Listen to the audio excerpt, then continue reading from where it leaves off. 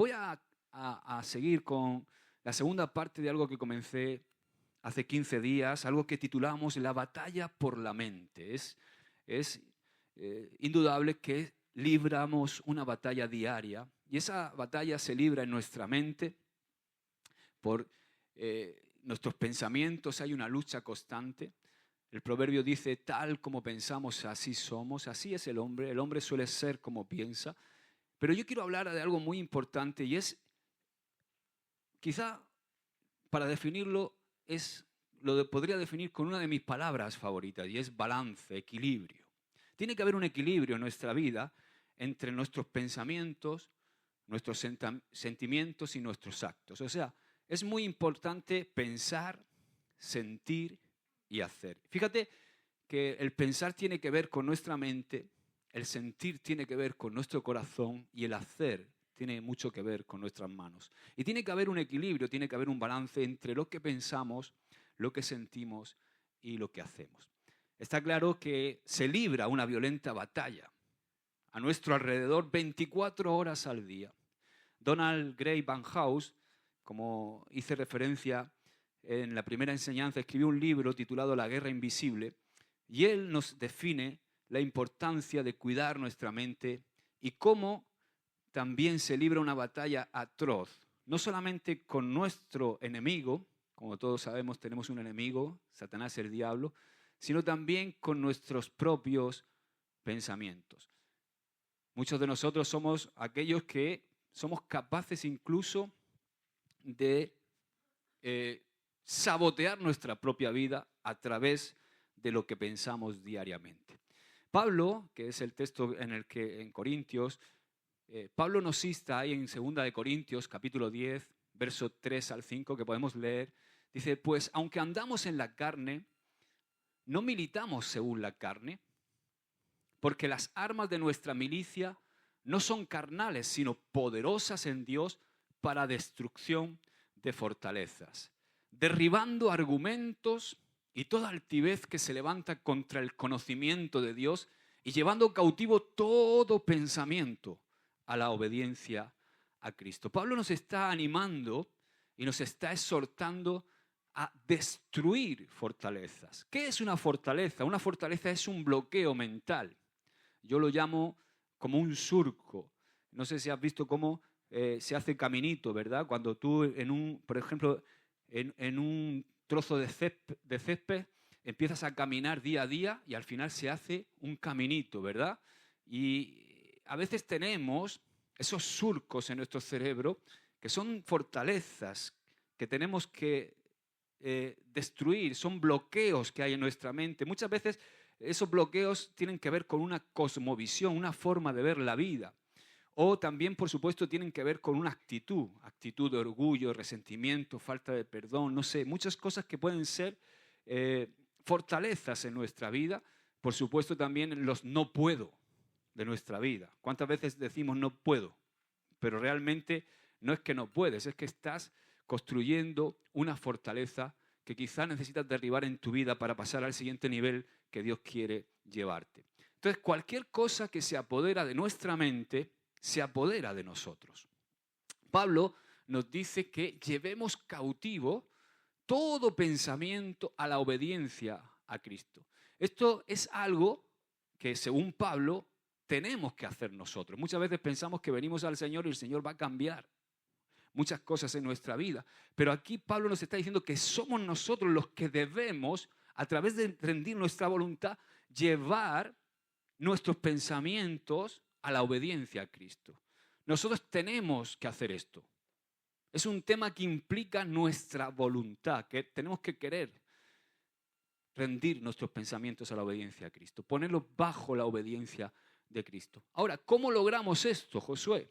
Bueno, la Biblia enseña mucho sobre cómo manejar nuestros pensamientos, pero yo os dejé y empecé con los 2 primeros principios. Quiero dejaros 4 principios que a mí personalmente en mi vida y en mi caminar con Cristo me han ayudado. La semana anterior vimos los 2 primeros. ¿Os acordáis? Bueno, hace 15 días, ¿verdad? Pues la semana pasada no estuvimos. El primer principio importante para poder vencer esa batalla que tenemos en nuestra mente es no creas todo lo que piensas. ¿Sabes? Todos nacemos con una enfermedad mental, por cierto. Aunque no lo creas, nacemos con una enfermedad mental. Esa enfermedad mental se llama pecado. Dice Jeremías 17:9, engañoso es el corazón más que todas las cosas y perverso. ¿Quién lo conocerá? O sea, todo pecado comienza con una mentira que encuentra cobijo en nuestra mente. Cuando nosotros pensamos que hacer algo que Dios prohíbe hacer es lo que tenemos que hacer, o sea, cuando decidimos hacerlo, estamos de alguna manera diciéndole a Dios que sabemos mejor que Él lo que nos conviene. Por eso es tan importante poder someter nuestra mente a la obediencia a Cristo. No podemos dejar que las mentiras que pensamos aniden en nuestra cabeza. Muchas veces estás pensando cosas que no son ciertas. La persona con la que más hablas cada día es contigo mismo. ¿Sabías eso, no? Ahora la pregunta es, ¿qué te estás diciendo continuamente? Porque lo que te estás diciendo continuamente es lo que estás pensando. Por eso es tan importante cómo te hablas a ti mismo. Lo que tú te hablas a ti mismo son tus pensamientos.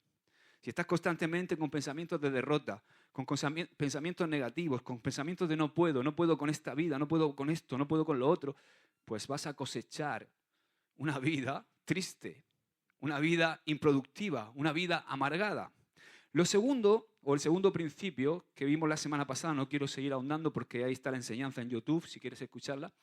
El segundo es, guarda tu mente de la basura. Si llenamos nuestro cerebro de basura, vamos a obtener basura en nuestra vida. O mejor dicho, vamos a tener una basura de vida.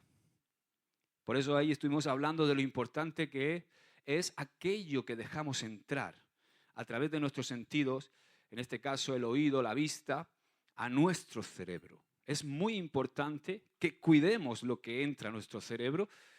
Creo que incluso el otro día, escuchando el mensaje de Ernesto, él hizo alusión a esa célebre frase de Martín Lutero, en el cual dice, no puedes evitar que los pájaros revoloteen alrededor de tu cabeza, pero sí puedes evitar que aniden, que hagan nido.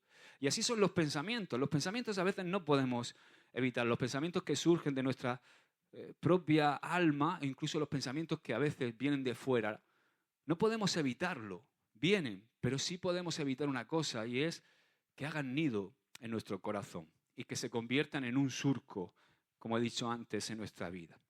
Entonces, dimos ahí en Filipenses, vamos a leer Filipenses 4, 6, 8, dice, por nada estéis afanosos, sino sean conocidas vuestras peticiones delante de Dios, en toda oración y ruego, con acción de gracias, y la paz de Dios que sobrepasa todo entendimiento, guardará vuestros corazones y vuestros pensamientos en Cristo Jesús.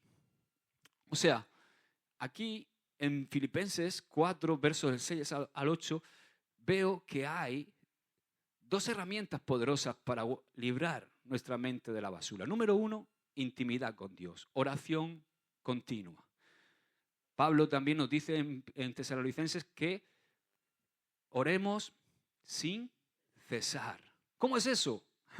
¿Se puede orar sin cesar? Sí, muchas veces hemos entendido que nuestra vida de oración se limita a ese momento, todas las mañanas o por la tarde, cada uno cuando tiene tiempo, en donde se mete, cierra su puerta y se encuentra con el Señor a solas, en ese momento de secreto, de intimidad. Eso es muy importante. Eso es la base de nuestra vida.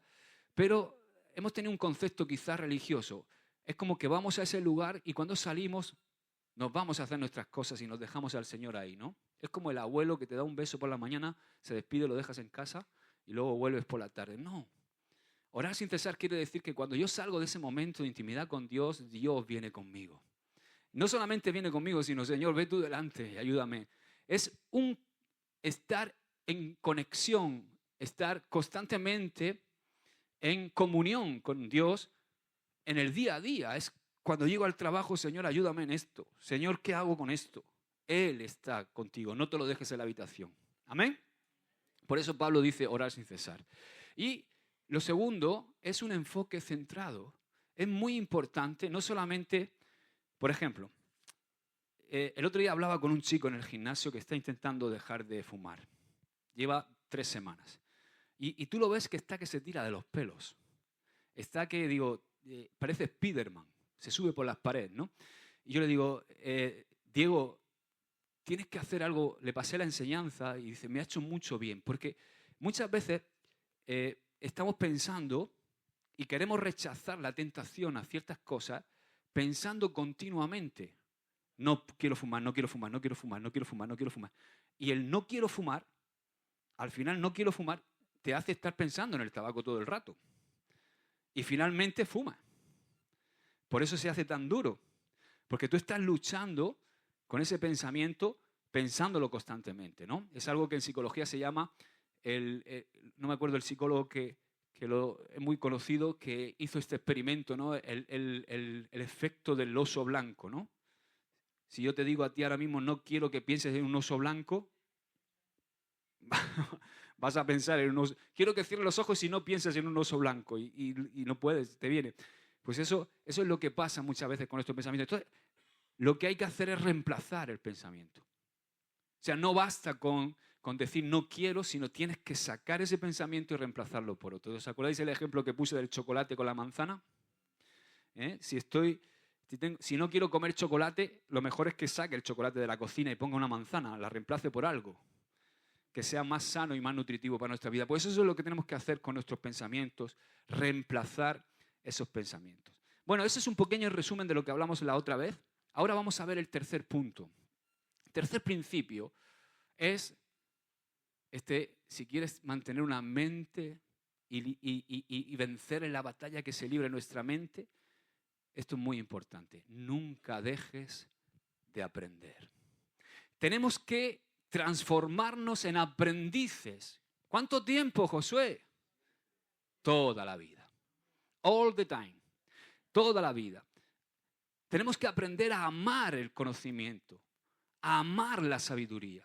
Estoy muy cansado de ese cristianismo que parece que dice que la fe no es racional, y entiendo lo que quieren decir, pero como que parece que somos una banda de tontos que nos creemos todo lo que nos dicen. No, no, no. La fe también tiene una lógica. No una lógica como la humana, pero tiene su lógica dentro de la lógica que la fe tiene.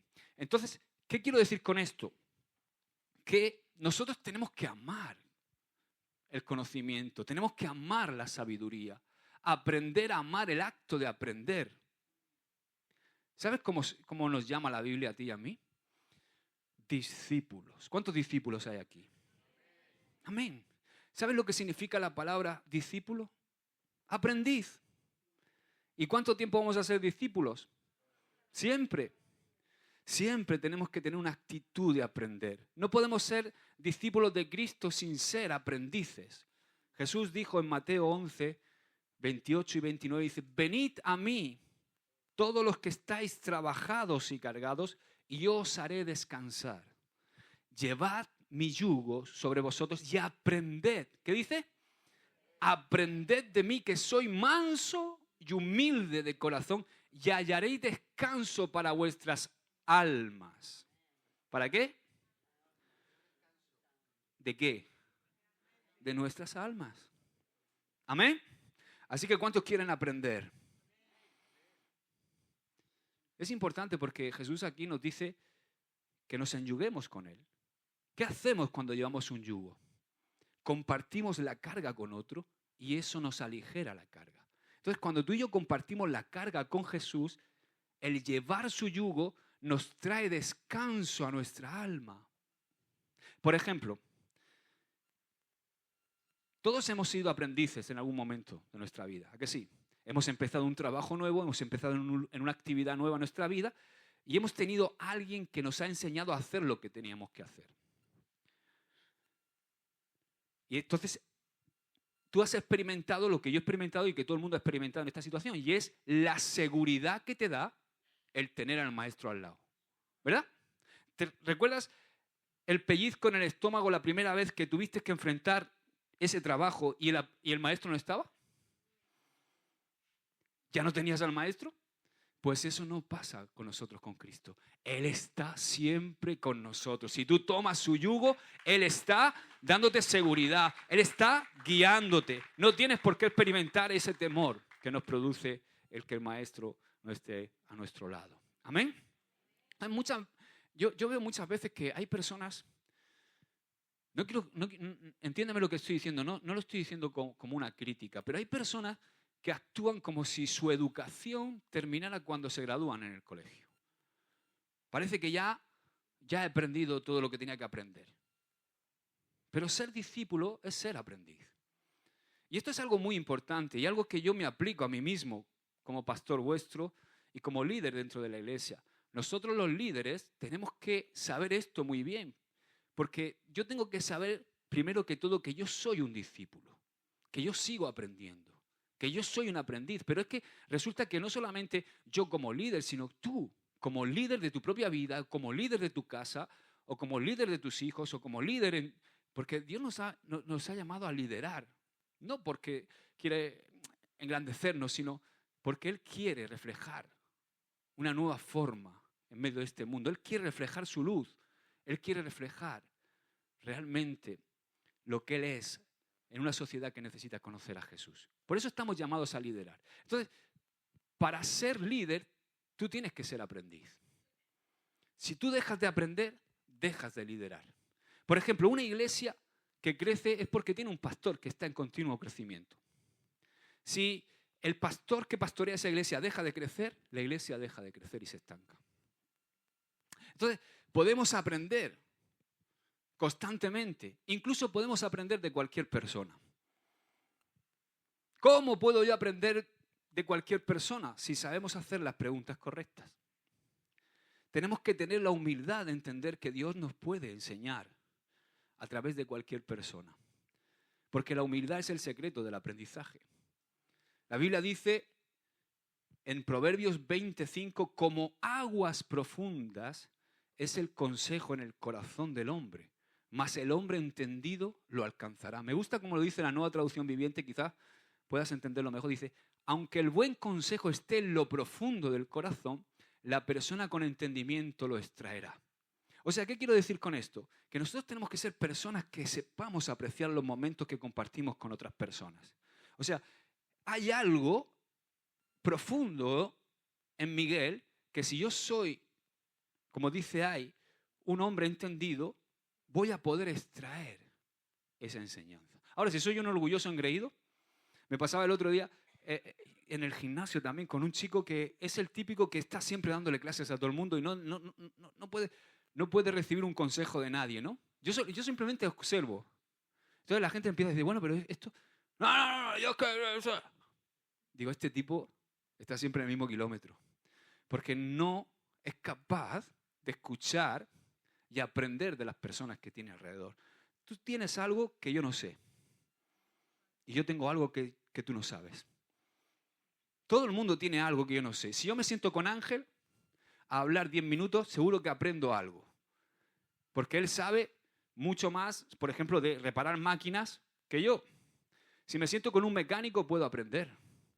Si me siento con alguien que trabaja en el campo, también puedo aprender. El otro día estaba hablando con un hombre que ha sido agricultor, tiene 78 años y estaba contándome cosas que yo digo, wow, qué interesante, cómo me estaba diciendo algo que precisamente el otro día, no sé si fuiste tú, Ru, me estaba comentando que antes la fruta y la verdura era mejor porque dejaban el barbecho.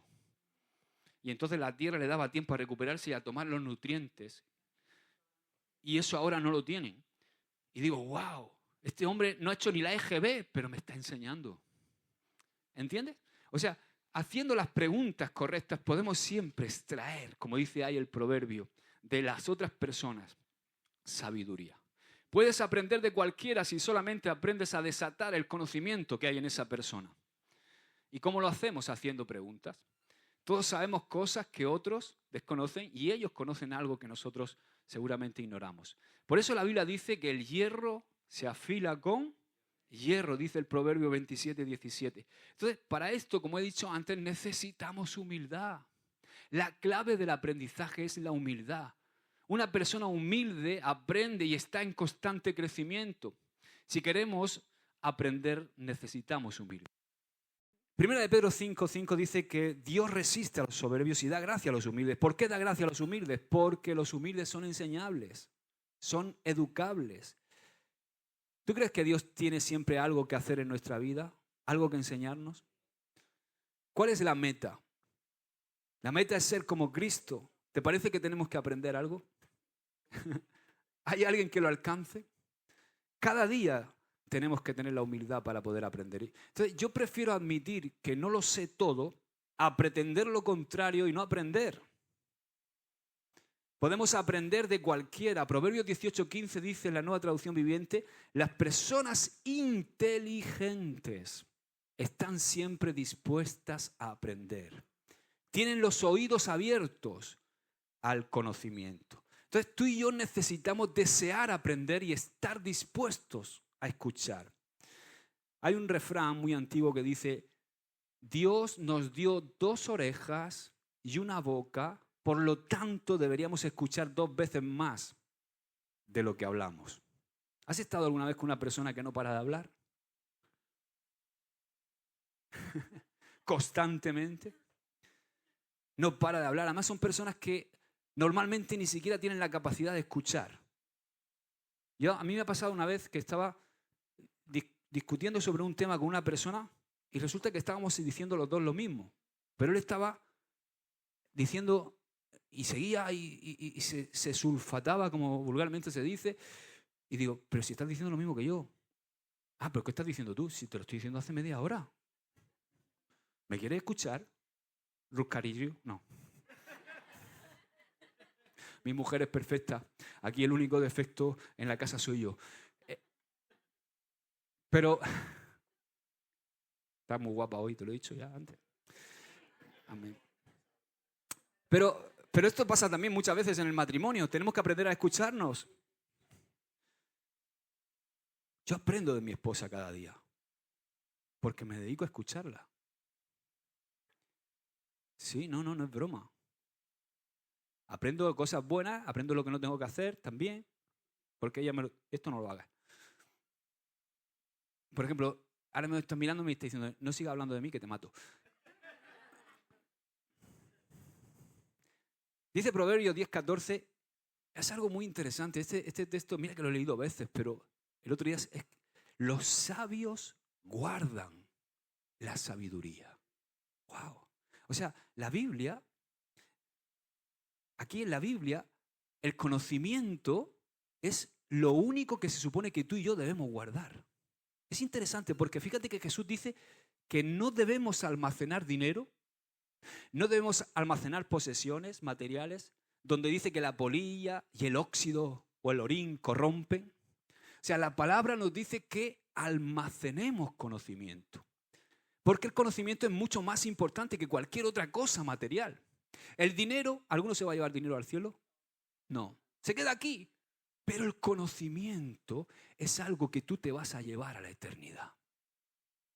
Yo siempre digo que la vida es el ensayo de la gran obra que vamos a estrenar en el cielo. Y estamos aprendiendo constantemente. Lo que tú aprendas aquí, lo que tú crezcas en tu relación con Cristo Jesús, es lo que tú te vas a llevar al cielo. Allí no va a entrar ni un euro, ni tu casa, ni tu coche. Pero sí va a entrar todo aquello que hayas cultivado de intimidad con Dios, todo lo que Él te haya revelado de sabiduría. Ese conocimiento se va contigo para arriba. Ahora, quiero que veamos, antes de entrar en el último punto, 5 niveles del aprendizaje. ¿Cuántos queréis aprender? ¿Cuántos creéis que ya habéis aprendido todo lo que tenéis que aprender en vuestra vida? Esto no se trata de edad, ¿eh? Hay 5 niveles de aprendizaje. 1, el conocimiento. 2, la perspectiva o sabiduría. 3, la convicción. 4, el carácter. Y 5, la habilidad. Si te das cuenta, de estos 5 niveles de aprendizaje, los 2 primeros están relacionados con saber. O sea, el conocimiento y la sabiduría, la perspectiva, tienen que ver con saber. El tercero y el cuarto, la convicción y el carácter, tienen que ver con ser. Y el quinto, la habilidad tiene que ver con hacer. Y ahí están implicados lo que te he dicho al principio, ahí está implicado nuestra mente, nuestro corazón y nuestras manos. Está implicado nuestro pensamiento, nuestros sentimientos y el hacer. Y es en lo que tiene que haber un equilibrio en nuestra vida. El primer nivel de aprendizaje es el conocimiento, como hemos dicho. Primero, necesitamos aprender conocimiento. Dice Oseas capítulo 4, verso 6, mi pueblo fue destruido, ¿por qué? Porque le faltó conocimiento, porque le faltó conocimiento. Cuando tú y yo no conocemos, por ejemplo, la palabra de Dios, cuando no conocemos la Biblia, lo que la palabra nos enseña, podemos ser destruidos. ¿Cuántas veces hay actitudes en nuestra vida que si leyéramos la palabra, si la conociéramos, diríamos, wow, ¿cómo estoy pensando esto? Ahora, es muy importante porque no solamente necesitamos conocer la Biblia, sino también necesitamos conocer la historia de la Biblia. No solamente la historia de la Biblia, sino la historia de la iglesia. Y sabes, estaba en la presencia del Señor y el Señor me ha dado una instrucción para la iglesia. Dice, a partir de ahora, y eso es lo que quiero hablar con Dailín. ¿Dónde está Dailín? Arriba, está en la escuelita dominical. A partir de ahora vamos cada semana a enseñar una pequeña biografía de personajes de la Biblia. Porque esto forma parte del conocimiento. Tú tienes que conocer la historia de la iglesia.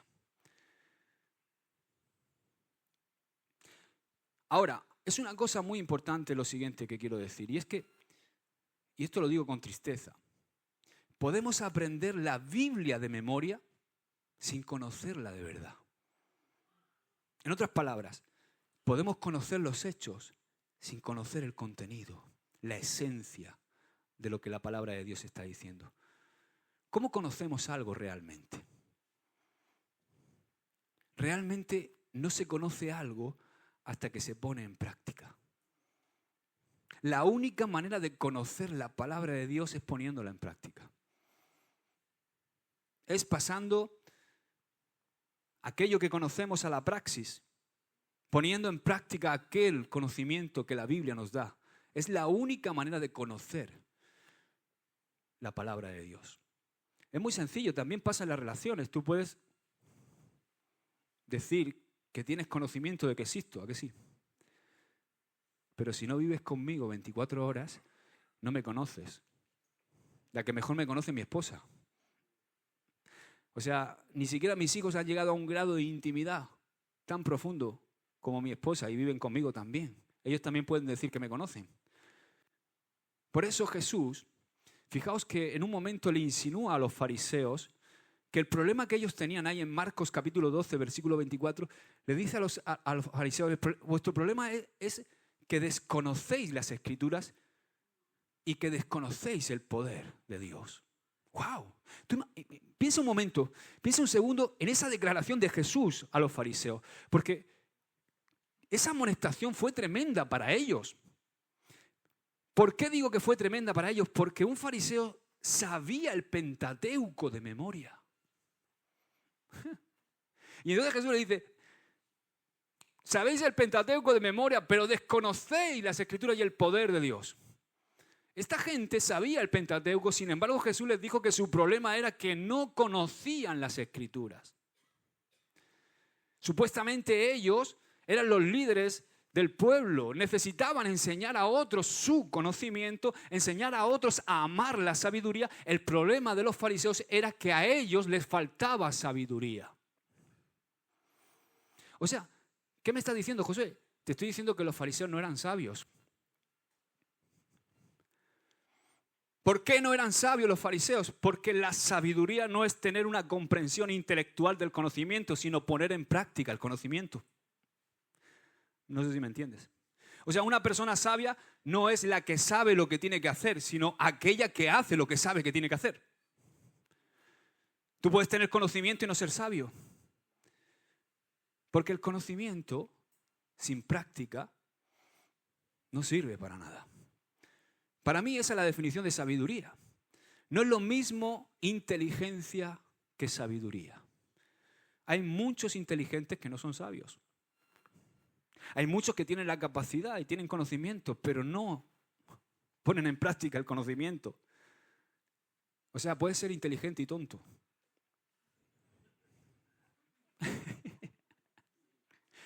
Ahora, el segundo nivel del aprendizaje es la perspectiva, la sabiduría. O sea, la sabiduría no se encuentra en el conocimiento solo, sino la sabiduría se encuentra al ver la vida desde la perspectiva de Dios, desde el punto de vista de Dios. Entonces, el conocimiento es saber lo que hace el Señor. La sabiduría, la perspectiva es saber por qué Dios hace lo que hace.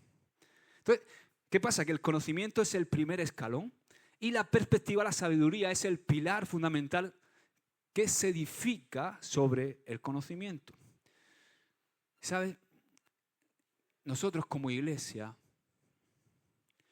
podemos ser muy buenos en conocimiento bíblico, pero si no enseñamos perspectiva, si no enseñamos sabiduría a las personas, vamos a tener un montón de engreídos, como eran los fariseos, que se van a jactar de tener mucho conocimiento, pero poca sabiduría. A mí me gusta mucho la paráfrasis que hace The Messenger, o The Mesh, mejor dicho. ¿Cómo se dice esto en inglés? The Messenger. Pero no The Mesh, sí. The Messenger. Ya conocí mi inglés, ¿no? Pero es muy interesante The Mesh porque hace una paráfrasis de la Biblia y extrae. Dice en esta paráfrasis de Isaías 55:8, es interesante porque extrae siempre el contenido del original, en este caso del hebreo. Dice, no pienso como ustedes piensan. La forma en que trabajan no es la forma en que yo trabajo, dice el Señor. Y esto es cierto, esto es verdad, verdad. Dice el Salmo 103, verso 7, este versículo siempre me ha llamado poderosamente la atención porque soy un gran admirador de Moisés. Dice, sus caminos, refiriéndose al pueblo de Israel, notificó a Moisés y dice, y a los hijos de Israel sus obras. O sea, ¿qué notificó a Israel? Sus obras. Y a Moisés, sus caminos. O sea, Dios reveló sus actos, sus hechos. Israel, el pueblo de Israel vio los milagros de Dios, vio la división del Mar Rojo, vio el agua en Mara, vio las codornices caer, vio el maná cada día y mucho más. Vieron los actos, los hechos, las obras de Dios. Pero resulta que Moisés conocía los caminos de Dios. Sabía el por qué Dios había hecho todas esas cosas. O sea, el pueblo de Israel tenía conocimiento, pero Moisés además tenía sabiduría. Tenía la perspectiva de Dios. Entonces, en el conocimiento, la meta es conocer la palabra de Dios. Pero en la sabiduría, en la perspectiva, la meta es tener la mente de Dios, tanto como nos sea posible. Por tanto, tenemos que anhelar desarrollar la mente de Cristo en nosotros. Amén. El tercer nivel del aprendizaje es la convicción. Es el tercer pilar fundamental porque los 5 pilares del aprendizaje se construyen unos sobre otros. ¿Habéis visto los Legos? Ahí tenemos el conocimiento y la perspectiva, la sabiduría, la convicción y el carácter y la habilidad. Esos son los 5 niveles. Entonces, este tercer pilar, que es la convicción, es básica en nuestra vida. Tú y yo perseguimos el conocimiento de la palabra, conocer.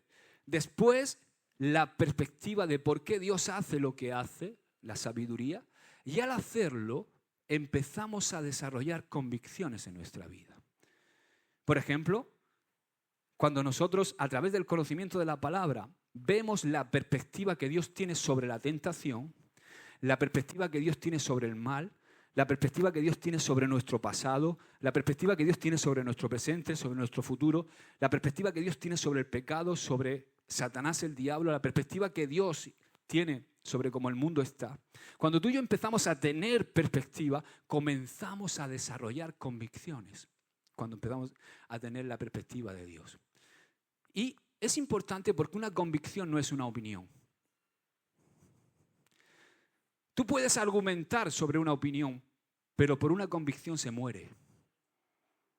¿Entiendes lo que digo, verdad? Ahí tienes a esos en el circo romano. Esos no entregaban su vida porque tenían una opinión. Esos entregaban su vida porque tenían una convicción. Amén. Entonces, hoy necesitamos más que nunca hombres y mujeres con convicciones fuertes y piadosas. Las personas que han tenido la mayor influencia en la historia, para bien o para mal, no fueron las más inteligentes, ni las que más dinero tuvieron, ni las que más conocimiento tenían, ni las que eran más talentosas, sino aquellas personas que tuvieron las convicciones más profundas, tanto para bien como para mal. Y por supuesto, si alguien destacó por encima de todos ellos, ese es nuestro Señor Jesús, quien tuvo la mayor influencia y las convicciones más profundas de todos los hombres que han pisado la tierra. Amén. Y Él te ama. Él te ama. Si tú quieres saber cuánto Jesucristo te ama, mira la cruz un momento. Porque Él no murió por un conocimiento, sino Él murió por una convicción. Porque ese conocimiento que Él tenía se hizo una convicción en su vida. Él tenía la convicción de que si entregaba su vida, iba a salvarnos. Por supuesto que Jesús entregó su vida por mí. Es una convicción en mi vida y no sé si es en la tuya. Amén. Ahora, Josué, ¿hay más ejemplos de convicción? ¡Claro! Mira lo que dice Romanos 8:39. Nada os podrá separar del amor de Dios que es en Cristo Jesús, Señor nuestro. Para mí eso no es una opinión, es una convicción. Nada me puede separar del amor de Dios. Otra convicción, dice Romanos 8, 28 y 29. Y sabemos que a los que aman a Dios todas las cosas, da igual lo que estemos pasando, nos ayudan a bien. Esto es, a los que conforme a su propósito son llamados, porque a los que antes conoció, también los predestinó para que fuesen hechos conformes a la imagen de su Hijo, para que Él sea el primogénito entre muchos hermanos. Esto no es una opinión para mí, esto es una convicción. Amén. Hechos 20:35. Más bienaventurado es dar que recibir. Esto para mí es una convicción, no es una opinión. El otro día hablaba con un joven que está sumido en una tristeza profunda, casi en depresión. Y el mal endémico que tienen los jóvenes de hoy en día es que viven una vida pensando simplemente en recibir. Recibir placer, recibir comodidad, no hacer nada, lo menos posible. Y el ser humano no está diseñado para recibir. El ser humano que no da nada en su vida acaba sumido en la depresión, porque más bienaventurado es dar que recibir. Porque Dios nos ha creado con un propósito a cada uno de nosotros, y si no cumplimos ese propósito, y ese propósito siempre tiene que ver con algo que tenemos que hacer y dar a los demás. Entonces, yo veo un montón de jóvenes deprimidos, jóvenes que están empezando a vivir, que no quieren vivir y se quieren suicidar, porque viven simplemente esperando recibir. Y no estamos diseñados por Dios para eso. ¿Cuántos encontráis más gratificación en dar que en recibir? A mí me pasa. A mí cuando me vienen y me dan un regalo me siento incluso a veces mal. Pero qué bonito es cuando, por ejemplo, esta semana le he hecho un regalo a mi esposa, ¿no? Y cuando llego, qué emoción, ¿verdad? Y entonces se lo doy y dice, eso a mí no me gusta. No.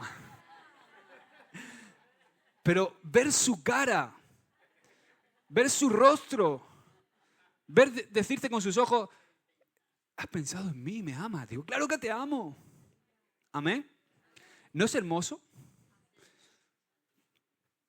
Dice 2 de Timoteo 1:12, porque yo sé a quién he creído y estoy seguro de que es poderoso para guardar mi depósito para aquel día. Eso es una convicción. Amén. Eso no es conocimiento solo, sino es una convicción, no es una opinión. Y aquí tenemos la gran convicción, lo que yo llamo la gran convicción. Job 13:15. Aunque el Señor me mate, yo en Él confío. ¡Wow! O sea, no lo entiendo todo, pero voy a confiar en Dios sin importar lo que suceda en mi vida, nos dice el bueno de Job. Dar un aplauso al Señor. Amén.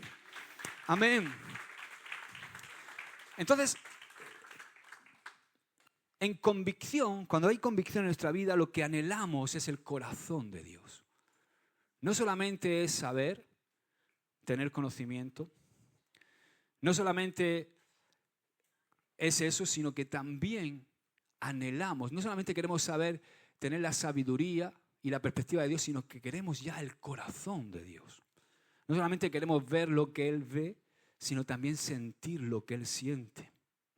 Y esto es muy importante, sentir lo que Él siente hacia mi esposa, sentir lo que Él siente hacia mis hijos. Cuidado, porque esto es hermoso, porque cuando tú empiezas a tener convicción y a ver cómo Dios siente y cómo ve a mi esposa, cómo ve a Miguel, cómo ve a los demás, tú empiezas a pensar diferente de la gente. El gran problema muchas veces que se libra en nuestra mente, la batalla que se libra, es por los prejuicios que tenemos de las personas que nos rodean. Por eso necesitamos la perspectiva, y la perspectiva nos tiene que llevar a una convicción de que mi esposa es hija de Dios y Dios me ha dado a mí la honra de compartir mi vida con ella, que es su hija. Y Él la ama. La ama mucho más de lo que yo la voy a amar. ¿Entiendes? Entonces empiezas a pensar diferente de todo, de todas las personas. Empiezas a pensar diferente de las personas por las cuales Jesús murió en la cruz también. Entonces tú y yo necesitamos tener ese sentir. La convicción es capturar el corazón de Dios. Lo que Él siente sobre el mundo que nos rodea. Lo que Él siente sobre las personas que están perdiéndose. Lo que Él siente sobre su palabra. Lo que Él siente por su iglesia. Entonces necesitamos aprender conocimiento. Por supuesto, después necesitamos agregarle la sabiduría de Dios al conocimiento. Y entonces vamos a tener que añadir las convicciones que surgen de conocer la mente de Dios. ¿Amén? Y eso nos lleva al cuarto nivel de aprendizaje. Di conmigo, carácter. Cuando empezamos a desarrollar convicciones, comenzamos a desarrollar hábitos en nuestra vida. Y la suma de nuestros hábitos es lo que tú y yo podemos llamar como carácter. Desarrollamos carácter al desarrollar los hábitos de amor, gozo, paz, paciencia, benignidad, bondad, fe, mansedumbre y templanza. Esas 9 cualidades que forman el fruto del Espíritu que tienes ahí en Gálatas 5, 22 y 23. ¿Qué es el fruto del Espíritu? Es un carácter. Es la imagen perfecta del carácter de Cristo. Entonces, si queremos ser semejantes a Jesús, debemos buscar el fruto del Espíritu en nuestra vida. La meta es llegar a ser más semejantes a Dios en nuestro carácter. Por supuesto, no se trata de ser Dios. Cuidado. Porque tú y yo nunca nos vamos a convertir en Dios. Por mucho fruto que produzcamos del Espíritu, tampoco vamos a ser mini dioses, ¿no? Como se creen algunos. No somos Dios. Cuidado, porque esa es la mentira más antigua que se encuentra en la Biblia. La vemos en Génesis capítulo 3, versículo 5, cuando les dije a Eva y a Adán, seréis como Dios. No. Ahora, eso no quiere decir que tú y yo no podamos ser moralmente como Dios. Tener su carácter en el Espíritu. Y eso es lo que necesitamos aprender. Necesitamos aprender el carácter de Jesús. Amén. Entonces, esto me lleva al último punto, el quinto nivel de aprendizaje, que es la habilidad. Cuando tú empiezas a desarrollar carácter y a hacer bien determinadas cosas o a hacer el bien habitualmente, por ejemplo, si empiezas a tener hábitos de leer la palabra de Dios, a tener hábitos de ayunar y buscar al Señor, a tener el hábito de orar, a tener el hábito de congregarte, a tener el hábito de dar testimonio de tu fe a aquellos que están alrededor tuyo. Cuando todas esas cosas se convierten en hábitos en nuestra vida, cuanto más lo hacemos, mejores somos en hacerlo. ¿Sí o no? Entonces, este es el último nivel del aprendizaje, la habilidad. La habilidad llega al hacer algo una y otra vez. Dice Eclesiastés 10:10, es interesante. La voy a leer de la Nueva Versión Internacional. Dice, si el hacha pierde su filo y no se vuelve a afilar, hay que golpear con más fuerza. Fíjate lo que termina diciendo el bueno de Salomón. El éxito radica en la acción sabia y bien ejecutada. O sea, está claro que si tú y yo queremos cortar leña, es mejor tener un hacha afilada, ¿verdad? Porque vamos a necesitar menos tiempo y menos energía. Si tenemos el hacha desafilada, vamos a necesitar dar más golpes. Os voy a contar un chiste.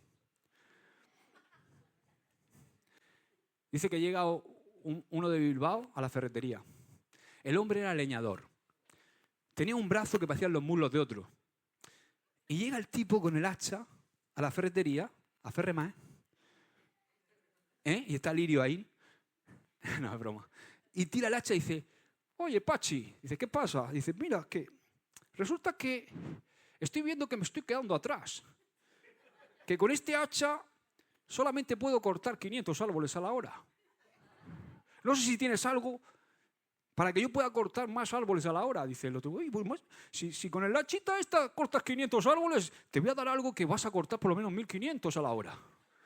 Ah, pues va, dame. Entonces el tipo se va para el almacén, y entonces saca una motosierra, ¡pum!, y la pone encima del mostrador. Se queda mirándolo. Dice, oiga, Pachi, ¿qué es esto? Con esto, 1500 a la hora. Bueno, pues me la voy a llevar. Venga, a ver, déjame, ¿qué vale? Tanto, pues. Hasta luego. Se va. A las 2 horas vuelve. Joseba. Y le tira la motosierra encima del mostrador. Dice, ¡ay, bate, Pachi! ¿Qué decías tú, 1500? ¿En qué me he visto de hacer 900 a la hora con esto? Dice, ¿cómo puede ser? No puede ser. Si con el hacha hacías 500, ¿cómo vas a hacer 900 solo con esto? Dice, pues no lo sé. Yo qué sé, yo he estado dándole ahí, ¿no? 900 a la hora. Dice, eso es que tiene que estar mal. A ver, déjame a ver qué pruebe. Dice, ¡ay, va! ¿Ese ruido qué es?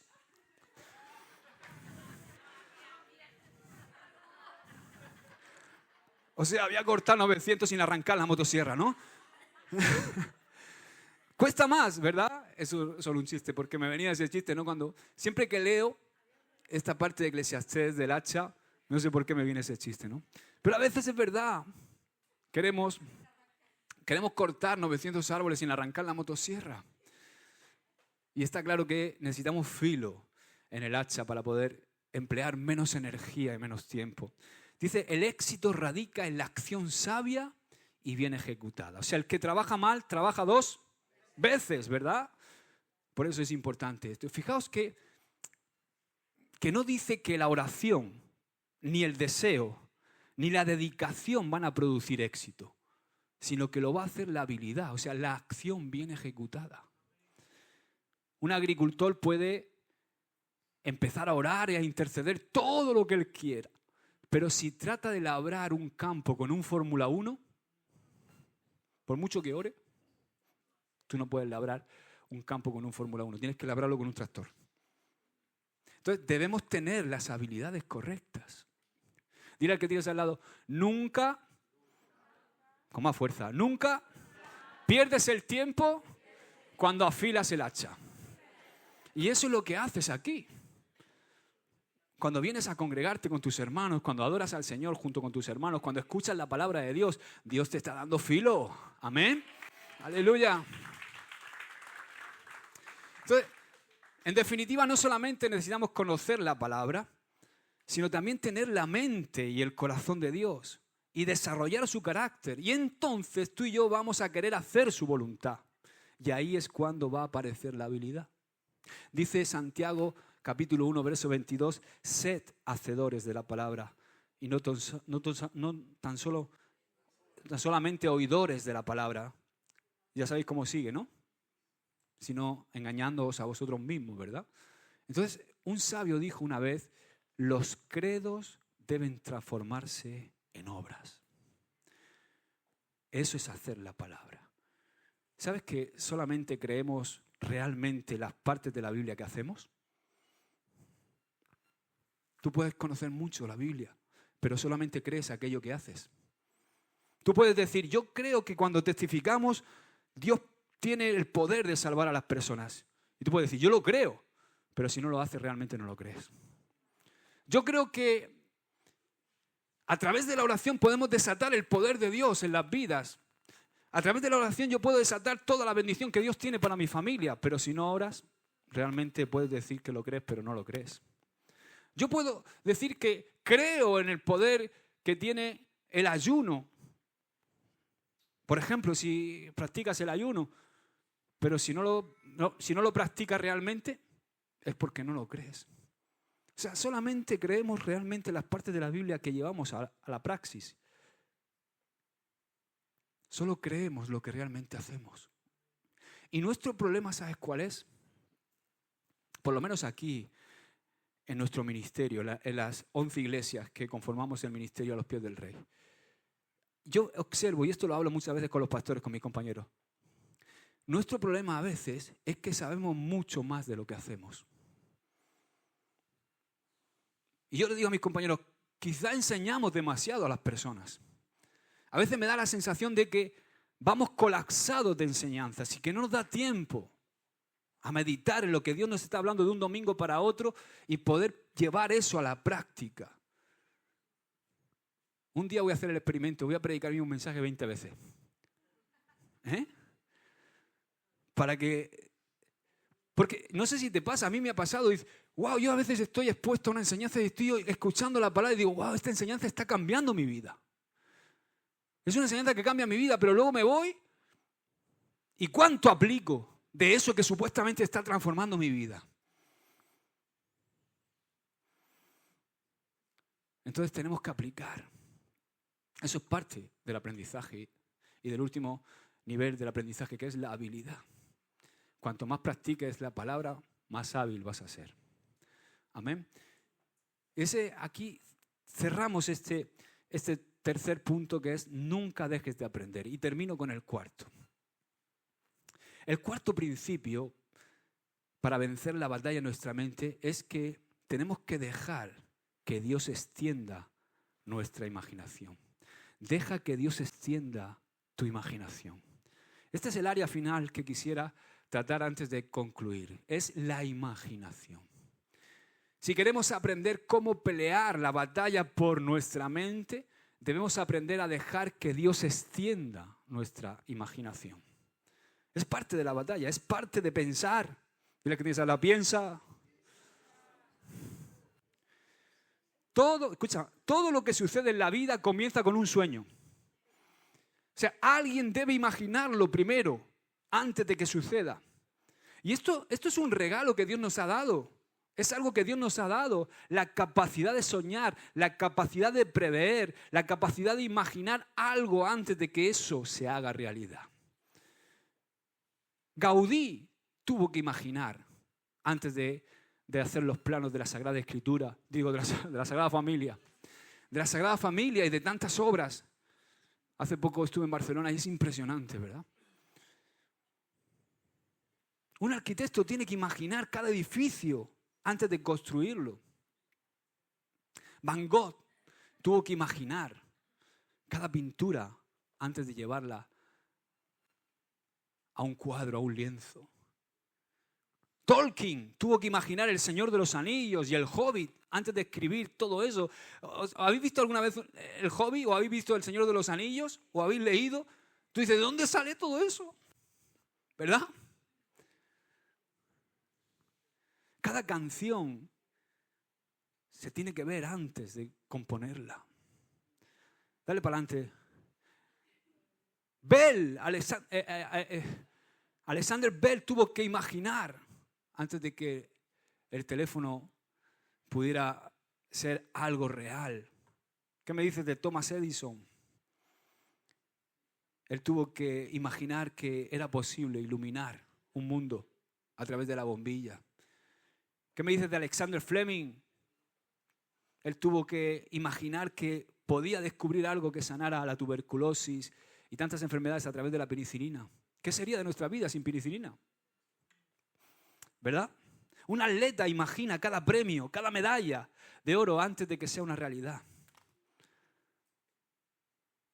Alguien imaginó cada iglesia, cada obra que vemos abierta antes de que comience.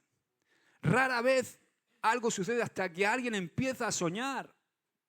Y escúchame, y esto no tiene nada que ver con la edad, sino con nuestra capacidad de soñar.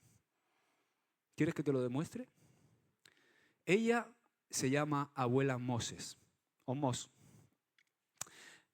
Anna Mary Robertson Moses, conocida como Abuela Moss, Fue una célebre pintora estadounidense que comenzó su carrera a los 76 años. Nacida en 1860, su vida quedaría marcada por la Guerra de Secesión y las dos grandes guerras mundiales. A los 12 años comenzó a trabajar en una granja. A los 20 se casó con Thomas Salomon Moss, con quien tendría 10 hijos. 5 de ellos murieron cuando solo eran bebés. La abuela Moss tuvo que abandonar a los 70 años su profesión a la que había dedicado toda su vida por causa de la artritis. Ella era bordadora. Pero ahí no acabó su vida profesional. Moss comenzó a pintar escenas familiares rurales y costumbristas de su país. La gran mayoría representaba la vida rural americana. En 1938 el coleccionista Louis J. Caldor descubrió su pintura en un supermercado de Nueva York y en 1939 sus obras se exhibieron en la Galería Saint Etienne de Nueva York. Momento que lanzó su carrera artística a lo más alto. Su trabajo se expuso por toda Europa y Japón y sus pinturas tuvieron un gran reconocimiento. Algunas cubrieron las tarjetas Hallmark y fueron imagen de campañas publicitarias.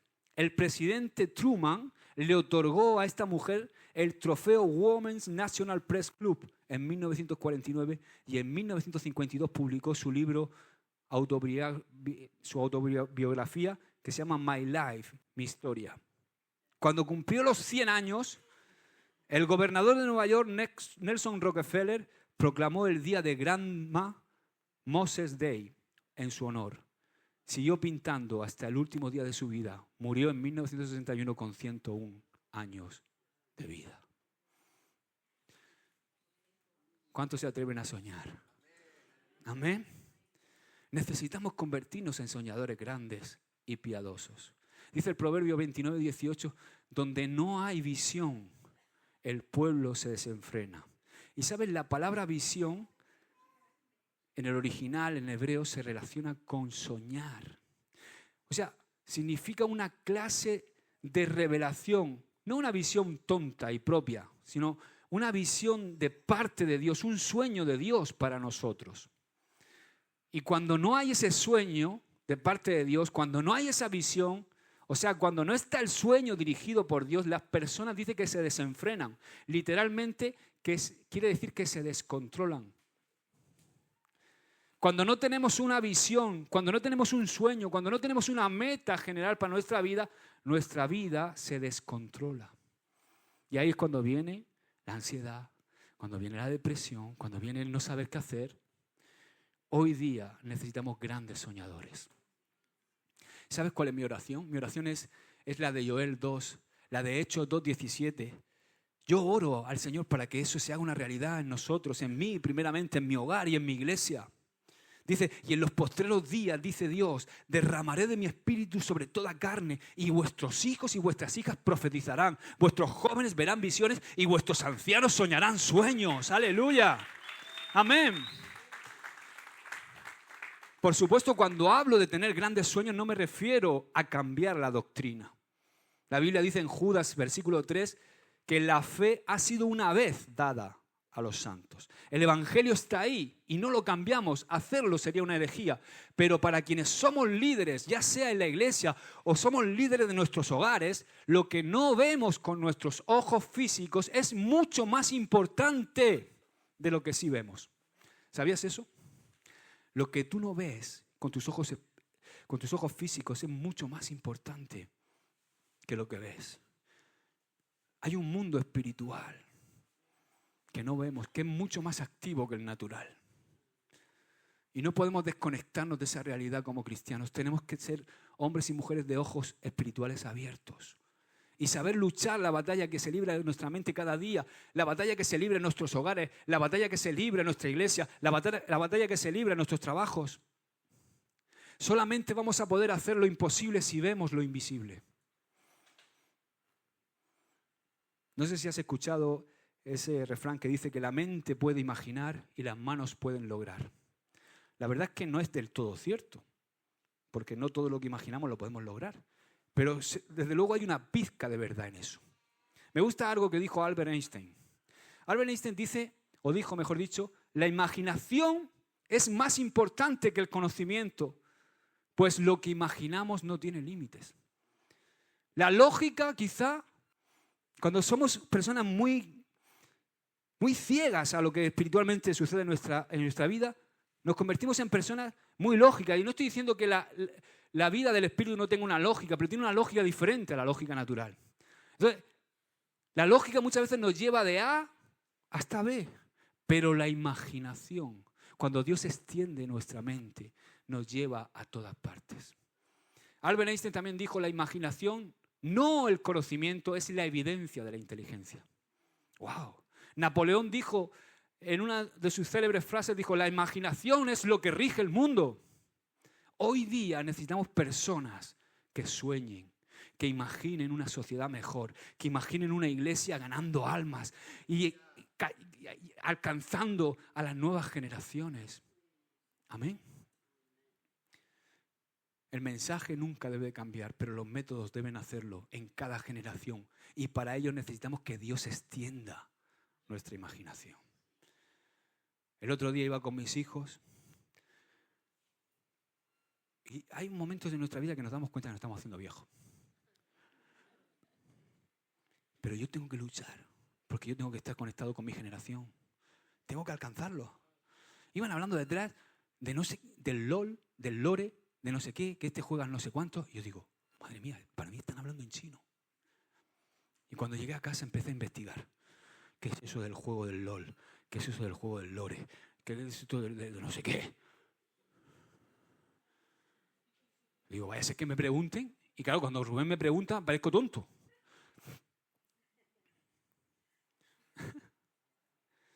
Amén. Los principios del reino de Dios no cambian, pero sí cambian la forma, porque Dios ama a cada generación. Él es el Dios de las generaciones. Él es el Dios de las generaciones. Él ama a los más pequeños, a los más grandes. Y Él conoce el corazón de cada generación. Y conoce dónde está el corazón de cada generación. Entonces, ¿qué tengo que hacer yo? Yo tengo que estar conectado a Él. Porque Él me va a transmitir lo que Él piensa, lo que Él siente por cada generación. Y me va a dar la forma de alcanzarla. Si me quedo en lo de hace 20 años... No, es que... Claro, hace 20 años veíamos a alguien con un pendiente y nos tirábamos de los pelos. Ese está en el infierno cayéndose para abajo. Pero, ¿crees que Dios no ama a la gente? Igual que la amaba antiguamente. Quizá lo más, en nuestra generación, Ruth y yo, lo que era de tirarse los pelos era ir al cine. ¡Esos que van al cine! Y luego estábamos esperando que la película saliera en el videoclub para verla en la casa. Pero, ¿entendéis? Dios nos tiene que dar la forma de cada generación, porque Él ama a cada generación. Amén. Entonces, no es suficiente solo con no creer todo lo que pensamos, como dijimos al principio. No es suficiente con guardar nuestras mentes de la basura. No es suficiente con seguir aprendiendo y desarrollar un carácter. También debemos dejar que Dios desarrolle nuestra imaginación. Porque tú y yo debemos ser más listos que el mundo. En nuestra forma de pensar, en nuestra forma de soñar. No para nuestro bien personal, sino para la gloria de Dios y para poder bendecir a otros. Dice Efesios 3:20, aquel que es poderoso para hacer todas las cosas, mucho más abundantemente de lo que pedimos o entendemos. O sea, más de lo que podemos imaginar o soñar. Infinitamente más allá de nuestras elevadas oraciones, de nuestros más elevados deseos o pensamientos. Tú puedes creer que eres un gran soñador, pero Dios piensa mucho más grande que tú. Él piensa mucho más grande de lo que yo puedo pensar. Él puede superar todo. Amén. Gloria a Dios. Padre, te damos gracias por tu palabra, Señor. Gracias porque tú eres un Dios que nos ama, Señor. Esta batalla que se libra en nuestra mente, Señor, tú nos has dado aquí unos cuantos principios que personalmente a mí me han ayudado. Espero que a mis hermanos también les ayuden, Señor. Es importante para vencer en esa batalla, Señor, que libramos en nuestra mente, No creer todo lo que pensamos. A veces pensamos que todo lo que pensamos es cierto porque proviene de nuestro interior. Pero hagamos como David hacía en tu presencia, Señor. Examina, Señor, mi corazón. Prueba mis pensamientos, Señor. Que podamos, Señor, tener la mente de Cristo. Esto es algo que nosotros tenemos que hacer voluntariamente porque es parte de rendir nuestra voluntad. También, Señor, nos has enseñado que tenemos que guardar nuestra mente. Que no podemos dejar de entrar cualquier cosa a nuestra mente. Hay tantas cosas alrededor nuestro que quieren contaminar y afectar nuestra mente. Cuidado con lo que vemos, cuidado con lo que escuchamos, Señor. Aprendamos, sin ser unos fanáticos, pero sí, Señor, a entender qué es lo que hace bien a nuestra mente y qué es lo que no, y desechar lo malo, Señor. Aprender a ver las cosas buenas de la vida, Señor. También, Señor, sabemos que tú nos has enseñado hoy que no debemos dejar de aprender y que la clave para seguir aprendiendo y creciendo es la humildad, Señor. Eso también es algo que nos ayuda en nuestra batalla con la mente. Y también queremos dejar que tú extiendas, Señor, nuestra imaginación, que tú abras nuestra mente, que podamos soñar tus sueños, el sueño que tú tienes para mi hogar, el sueño que tú tienes para mi familia, el sueño que tú tienes para mí, el sueño que tú tienes para mi iglesia, aquello que tú quieres, Señor, para nosotros. Yo te doy gloria y te doy las gracias, Señor, por hablarnos en el poderoso nombre de Jesús. Amén y amén.